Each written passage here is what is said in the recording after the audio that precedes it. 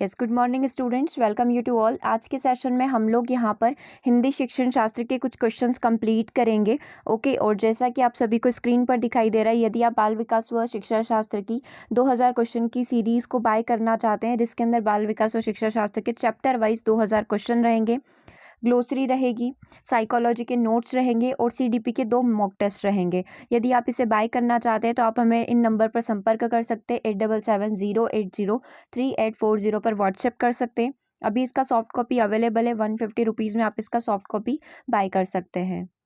चलिए, सबसे पहला क्वेश्चन आपकी स्क्रीन पर आ चुका है। बच्चे सामाजिक अंतःक्रिया से भाषा सीखते हैं, यह विचार किसके द्वारा दिया गया है? वाइगोत्स्की के द्वारा, जिन पियाजे के द्वारा, स्कीनर के द्वारा या फिर पावलोव के द्वारा। क्वेश्चन में ये पूछा गया था कि बच्चे जो है सामाजिक अंतःक्रिया मतलब समाज के द्वारा, समाज की चीज़ों को देख देख कर भाषा का ज्ञान लेते हैं, यह कथन कहा गया है। ठीक है, वाइगोत्स्की, जिन पियाजे, स्कीनर, पावलोव। अब ये जो है हमारा सीडीपी यानी बाल विकास व शिक्षा शास्त्र में हम लोग ये पूरा टॉपिक पढ़ते हैं, तो यही सारे क्वेश्चन वापस से आपके हिंदी में बन जाएंगे, गणित में बन जाएंगे और आपकी संस्कृत में बन जाएंगे, इंग्लिश में बन जाएंगे। तो बस आपको टॉपिक क्लियर करके रखना है, फिर किसी भी सब्जेक्ट का शिक्षण शास्त्र आप कंप्लीट करते हैं, डेफिनेटली आप उसे अटेम्प्ट कर पाओगे। आंसर आपका क्या हो जाएगा? आंसर आपका हो जाएगा ऑप्शन नंबर 1, जिन वाइगोत्स्की के द्वारा ये कथन यहाँ पर कहा गया है। ठीक है, अगले क्वेश्चन पर बढ़ते हैं। अगला क्वेश्चन क्या है? प्राथमिक स्तर के बच्चों के भाषा विकास की दृष्टि से सर्वाधिक महत्वपूर्ण क्या होता है? प्राइमरी लेवल की बात हो रही है और बच्चों में हमें भाषा का विकास करना है, तो इससे इस तरीके में सबसे ज़्यादा इंपॉर्टेंट कौन सी चीज़ होगी?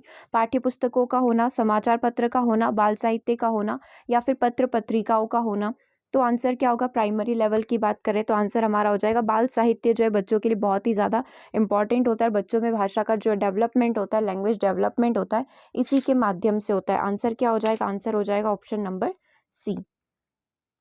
अगला क्वेश्चन आपकी स्क्रीन पर है, क्वेश्चन नंबर 3। भाषा सीखने और भाषा अर्जित करने में मुख्य अंतर क्या है? आप भाषा को सीख रहे हैं यानी कि आप भाषा को लर्न कर रहे हैं, और भाषा को अर्जित कर रहे हैं मतलब कि भाषा को एक्वायर कर रहे हैं। ठीक है, दो बहुत अलग अलग चीज़ें हैं। अर्जित करना जो नेचुरली आप अपने वातावरण से यानी कि अपने घर वालों से जो भी सीख रहे हैं, चाहे आप मराठी सीख रहे हो, महाराष्ट्री सीख रहे हो, ठीक है, अपनी लैंग्वेज सीख रहे हो, ठीक है, जो भी लैंग्वेज आप सीख रहे हो वो आपकी भाषा अर्जन कहलाएगी। लेकिन आप स्कूल जाकर ट्यूटर के माध्यम से यदि किसी के माध्यम से भाषा सीखते हो तो उसे भाषा को सीखना, लर्न करना बोला जाएगा। तो सबसे बड़ा डिफरेंस कहाँ पर आया?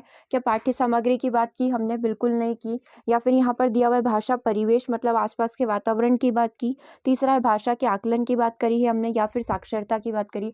डेफिनेटली हम लोग बोल रहे हैं कि आसपास का इन्वायरमेंट जो होगा वैसे ही भाषा का अर्जन और भाषा का सीखना यहाँ पर होगा। आंसर आपका क्या हो जाएगा? आंसर आपका हो जाएगा option number C, option number B, sorry, भाषा परिवेश है ना, परिवेश की हम लोग यहाँ पर बात कर रहे हैं, वातावरण की हम लोग यहाँ पर बात कर रहे हैं।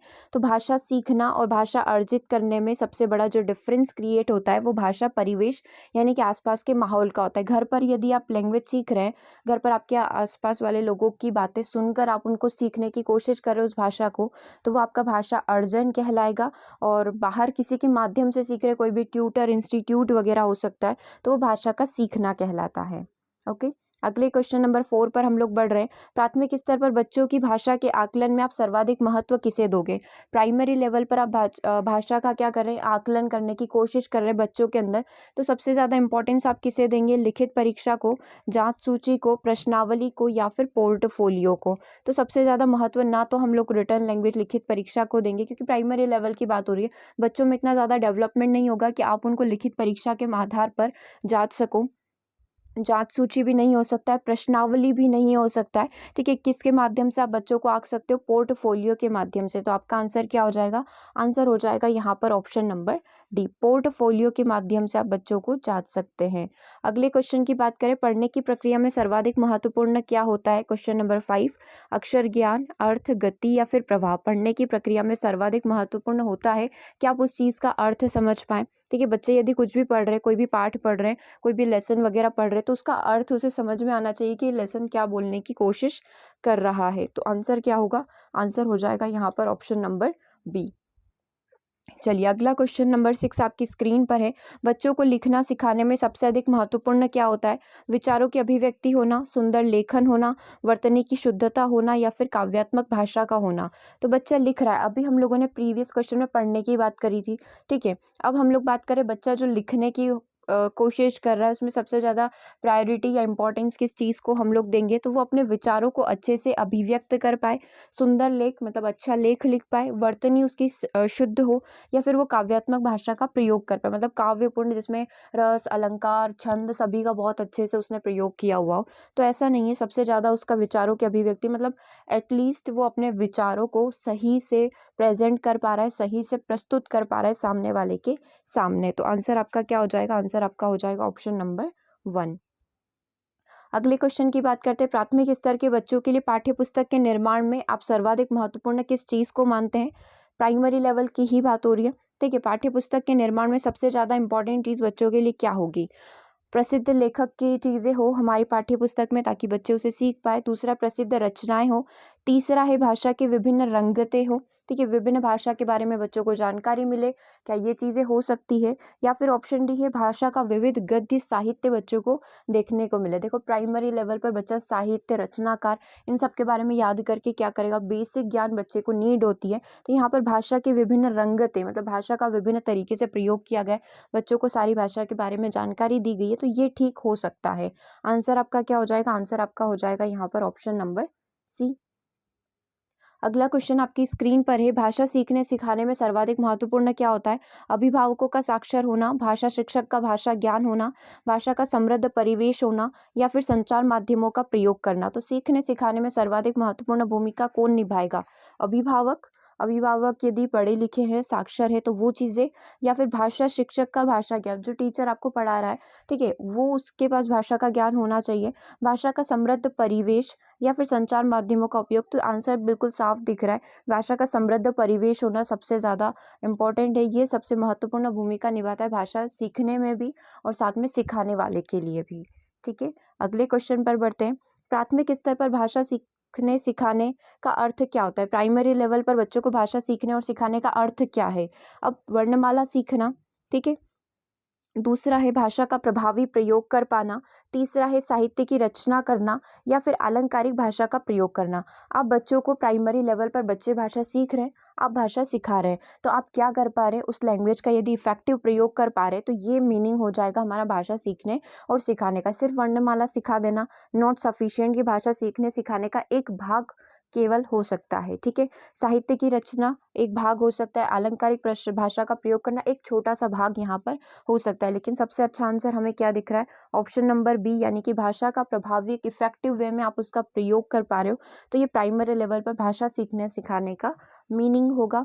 अगले क्वेश्चन पर बढ़ते हैं। देखो, अगला क्वेश्चन क्या बोल रहा है?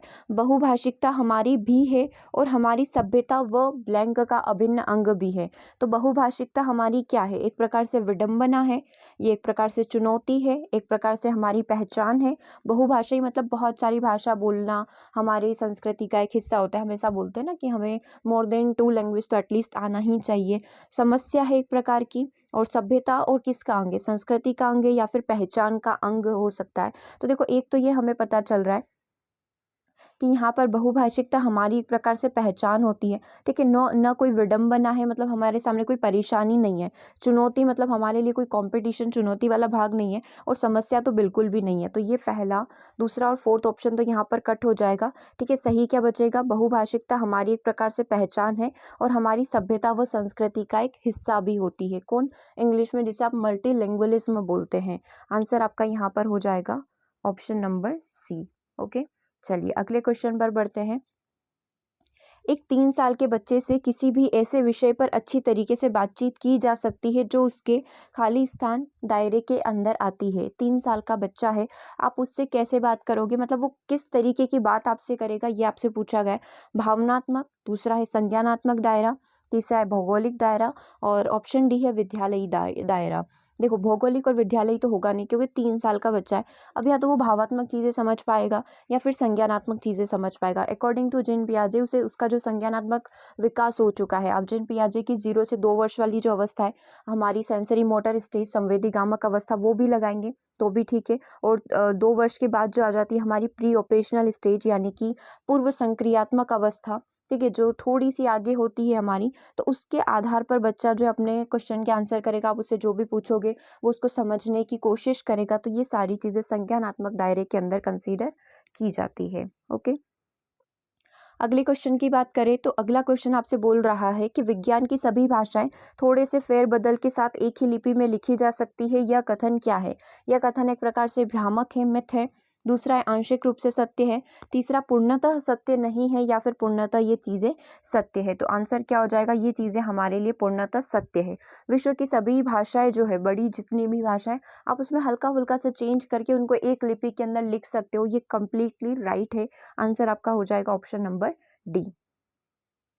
अगले क्वेश्चन की बात करते हैं, भाषा में आकलन का अर्थ क्या होता है? भाषा व्याकरण का आकलन करना, भाषा प्रयोग की क्षमता का आकलन करना, आलंकारिक भाषा के प्रयोग का आकलन करना, या फिर साहित्यिक विधाओं की जानकारी का आकलन करना। तो भाषा का नॉर्मली हमें आकलन करने की बात करी है, तो कैसे करोगे? व्याकरण का करोगे, भाषा प्रयोग कैसे किया जा रहा है बच्चे के द्वारा, उसकी क्षमता को देखोगे, या फिर आलंकारिक वो कितने अच्छे तरीके से भाषा को रिप्रेजेंट कर पा रहा है उसका आकलन करोगे, ठीक है। और साहित्यिक विधाओं की जानकारी का आकलन करेंगे। तो देखो, व्याकरण का आकलन की बात हम लोग कर नहीं रहे।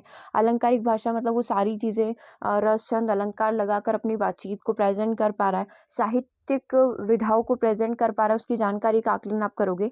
तो पहला, तीसरा और चौथा इसका आंसर नहीं होगा। भाषा प्रयोग की क्षमता का आकलन कर पाना इसका यहाँ पर सही आंसर होगा। भाषा में आकलन का अर्थ क्या होता है? बच्चा भाषा का अच्छे से प्रयोग कर पाए, ठीक है, वो अपने विचारों को प्रस्तुत कर पाए। जैसे ही इस तरीके के आंसर आपको दिखते हैं ऑप्शन में कि अपने विचारों को प्रस्तुत कर पाना, अपने अर्थ सही से समझ पाना, तो ये सारे आपके फिर आंसर हो जाते हैं। तो एक बार आपको ऐसे प्रैक्टिस कर लो क्वेश्चन की, बार बार आपको इनको पढ़ने की आवश्यकता नहीं होगी। अगले क्वेश्चन की बात करते हैं, प्राथमिक स्तर पर बच्चों की मौखिक अभिव्यक्ति का विकास करने की दृष्टि से सर्वाधिक महत्वपूर्ण गतिविधि क्या हो सकती है? प्राइमरी लेवल की ही बात कर रहे हैं, ठीक है। मौखिक अभिव्यक्ति मतलब ओरल रिप्रेजेंटेशन बच्चों का अच्छा हो जाए, वो अच्छे से अपने विचारों को सामने वाले के सामने प्रस्तुत कर पाए। तो ये सर्वाधिक महत्वपूर्ण क्या है? कहानी सुनकर उसे अपनी भाषा में कहना, कहानी को ज्यों का त्यों कह देना, कहानी सुनकर चित्र बनाना, या फिर कहानी सुनकर शब्दतः लिखना, जैसे कि जैसे सुनी है उसको एज इट इज बच्चा लिख दे।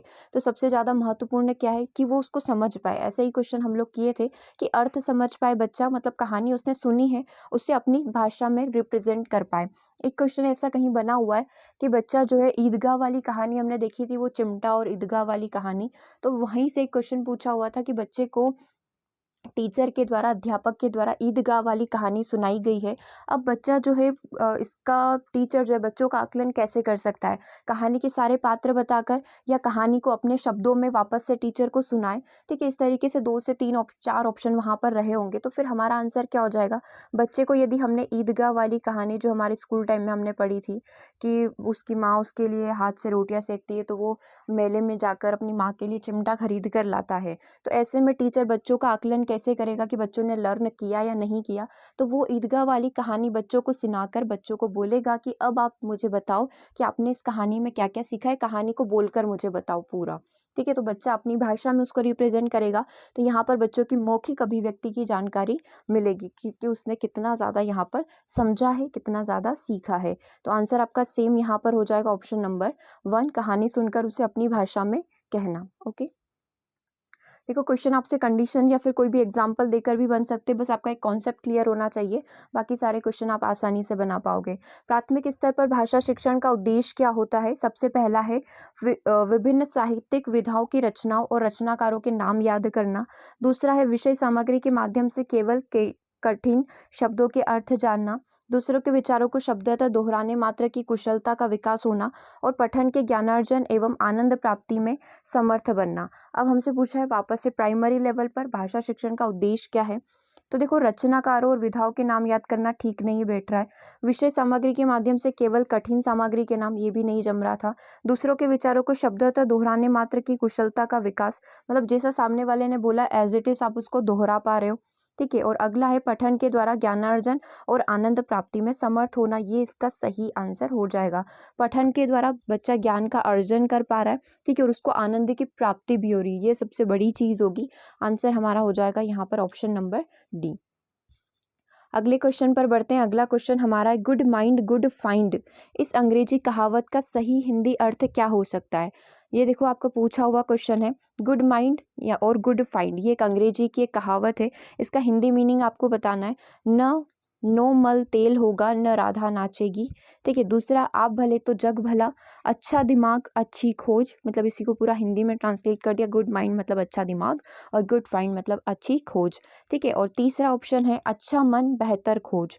ठीक है, तो अब इसका अर्थ क्या होगा ये आपको यहाँ पर बताना, मैं थोड़ा सा और जूम कर देती हूँ। देखो क्या लग रहा है आंसर क्या होना चाहिए, गुड माइंड गुड फाइंड। ठीक है, मतलब कि आप अच्छे हो ना तो आपको सारा जग अच्छा लगेगा, और आप बुरे मतलब सारा जग आपके सामने फिर आपको बुरा ही लगेगा। तो आप भले तो जग भला, ये गुड माइंड गुड फाइंड अंग्रेजी का हिंदी अर्थ हम लोग बोल सकते हैं। इसी तरीके से बहुत सारे बनते हैं, जैसे एक आध क्वेश्चन कभी इस तरीके से पूछ लिया जाए तो आप आंसर कर पाएंगे। आंसर आपका हो जाएगा यहाँ पर ऑप्शन नंबर बी, आप भले तो जग भला। अगला क्वेश्चन आपकी स्क्रीन पर है, शब्द और अर्थ में चमत्कार उत्पन्न कर काव्य की शोभा बढ़ाने वाले शब्दों को यहाँ पर क्या कहा जाता है? पद्यांश कहा जाएगा, काव्य कहा जाएगा, अलंकार कहा जाएगा, या फिर समास हम लोग बोलेंगे। देखो शब्द और अर्थ में चमत्कार उत्पन्न करके काव्य की शोभा बढ़ाने वाले तत्व को हम लोग अलंकार बोलते हैं। एक तरीके से हम लोग अलंकार की परिभाषा भी यही पढ़ते हैं, क्योंकि अलंकार का प्रयोग करके हम लोग जो भी लिख रहे हैं, जो भी लिखा हुआ है उसकी क्या कर देते हैं, काव्य की शोभा बढ़ा देते हैं। ठीक है, आंसर क्या हो गया, आंसर हो गया हमारा ऑप्शन नंबर सी। अगले क्वेश्चन की बात करें तो निम्नलिखित विकल्पों में उर्वर का विलोम शब्द क्या होगा? अवर होगा, ऊर्जा होगा, उर्वरा होगा, या फिर अनुर्वर होगा। तो उर्वर भूमि हम लोग बोलते हैं कि भूमि उर्वर है, उपजाऊ है, तो इसका अपोजिट यहाँ पर अनुर्वर हो जाएगा, अनुपजाऊ हो जाएगा। आंसर हो जाएगा हमारा ऑप्शन नंबर डी। अगला क्वेश्चन आपकी स्क्रीन पर है, बहुत भाषाओं का ज्ञाता को एक शब्द में क्या कहा जाता है? जिसे बहुत सारी भाषा का ज्ञान होता है, बहुभाषी बोला जाता है, बहुभाषी विद बोला जाता है, बहुभाषा विज्ञ बोला जाता है, या फिर बहुज्ञ इसे बोला जाता है। तो जिसे बहुत सारी भाषा का ज्ञान होता है उसे बहुभाषाविद बोला जाता है। इंग्लिश में इसे पॉलीग्लॉट भी आप बोल सकते हो। आंसर आपका हो गया ऑप्शन नंबर बी, जिसे बहुत सारी भाषा का ज्ञान हो बहुभाषाविद कहा जाता है। अगला क्वेश्चन आपकी स्क्रीन पर है, निम्नलिखित में से कौन विकास के व्यापक आयामों की सही पहचान करता है? शारीरिक, संज्ञानात्मक, सामाजिक और संवेगात्मक। दूसरा है संवेगात्मक, बौद्धिक, आध्यात्मिक और स्व। ठीक है, तीसरा है शारीरिक, व्यक्तित्व, आध्यात्मिक एवं संवेगात्मक, और फोर्थ ऑप्शन है शारीरिक, सामाजिक, व्यक्तित्व और स्व। तो देखो हमने जब विकास के जितने भी आयाम पढ़े थे कि व्यक्ति का फिजिकल डेवलपमेंट यानी कि शारीरिक विकास होता है, मानसिक विकास होता है, सांवेगिक विकास होता है, सामाजिक विकास होता है, तो उसमें कहीं भी हमने स्व को नहीं देखा था। ठीक है, उसमें कहीं भी हमने आध्यात्म को नहीं देखा था। तो ये ऑप्शन वैसे ही गलत हो गए। एक ही आंसर आपके पास बचता है, शारीरिक, संज्ञानात्मक, सामाजिक और संवेगात्मक। यानी कि आंसर यहाँ पर क्या हो जाएगा, आंसर हमारा हो जाएगा ऑप्शन नंबर 1। ये विकास के सही और प्रॉपर तरीके से विकास के सारे आयामों को शो कर रहा है। शारीरिक हमारा फिजिकल है, संज्ञानात्मक हमारा कॉग्निटिव है, सामाजिक हमारा सोशल है, और संवेगात्मक हमारा जो संवेगों से संबंधित होता है, इमोशन से संबंधित होता है, वो हम लोग यहाँ पर बोल सकते हैं। आंसर क्या हो गया, आंसर हो गया हमारा ऑप्शन नंबर 1। ठीक है, तो आज के सेशन में टोटल 20 क्वेश्चन हम लोगों ने यहाँ पर कंप्लीट कर लिए हैं। ठीक है, अब 20 में से आपको कमेंट करके अपना स्कोर बताना है कि आपने टोटल यहाँ पर कितना स्कोर किया है। इसी तरीके से नेक्स्ट सेशन जो हमारा होगा उसी में हम लोग वापस से 2020 की सीरीज़ को कंटिन्यू करेंगे। Okay, thank you for watching.